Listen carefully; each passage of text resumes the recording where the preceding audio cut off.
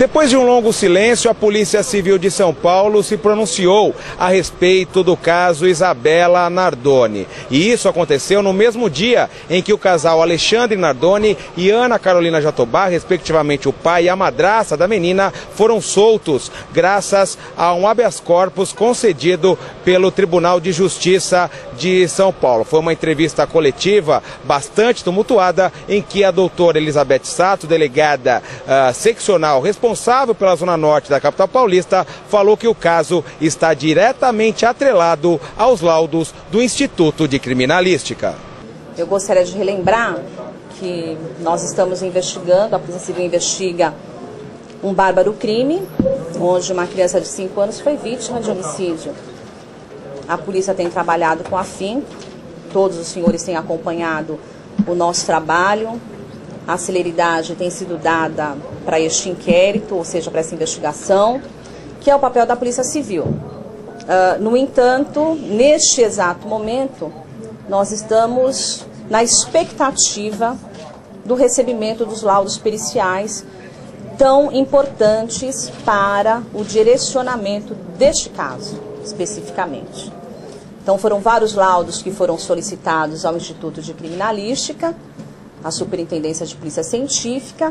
Enquanto esses laudos não aportarem no inquérito, na investigação, e não for de conhecimento oficial da autoridade policial que investiga esse crime, não é possível fazer nenhuma declaração concreta em relação à finalização dessa investigação.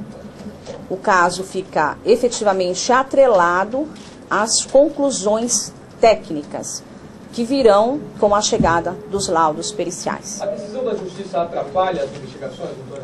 De maneira nenhuma, porque durante esse período em que o Alexandre e a Ana Carolina tiveram a sua liberdade cerceada através de prisão temporária, foi possível ao presidente do inquérito dar celeridade. Já foram ouvidas 44 pessoas, 44 depoimentos já foram trazidos para o inquérito. Existem outras tantas testemunhas também que virão, já estão agendadas para serem ouvidas. E a investigação, na verdade, ela continua. Como é que você avalia a decisão da Justiça? Era o que a polícia desejava? Eu não avalio que seja ou que não seja o que a polícia espera. Na verdade, a Polícia Civil ela é um órgão auxiliar do Poder Judiciário. E ela não está, em momento nenhum, para descumprir qualquer tipo de ordem.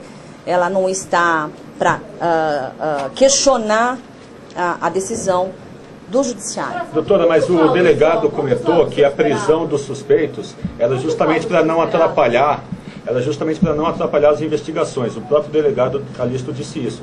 Com a soltura deles, como é que a Polícia Civil entende isso? Olha, na verdade, o início foi um dos pressupostos, né, de prisão temporária, esta possibilidade. Mas, como eu disse anteriormente, com o cerceamento deles temporariamente, de liberdade, foi possível dar esta celeridade. Então, em nada atrapalha, porque os depoimentos mais importantes já foram trazidos para o inquérito.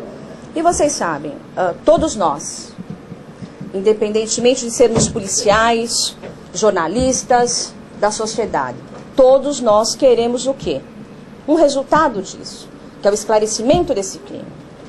Eu me ponho nessa situação também, todos nós nos colocamos nessa situação, já conversei com alguns de vocês nesse sentido. A polícia dará uma resposta a este crime bárbaro. A polícia não apresentou provas? A polícia falhou a não apresentar provas concretas para a Justiça? Não, a polícia não falhou. A polícia informou o que ela tinha em determinado momento. E a cada dia, depoimentos novos são trazidos. Tanto é que, num primeiro momento, a Justiça acatou o pedido de prisão temporária, a representação que foi feita pela autoridade policial. Será feito um novo pedido de prisão? Só um minutinho ali, ó. Outros repórteres aí, por favor. A autoridade policial deverá aguardar, como eu disse anteriormente, a vinda desses laudos para dar o seu direcionamento às investigações. Como eu disse, a polícia trabalha com vários tipos de provas. São provas testemunhais, são provas técnicas.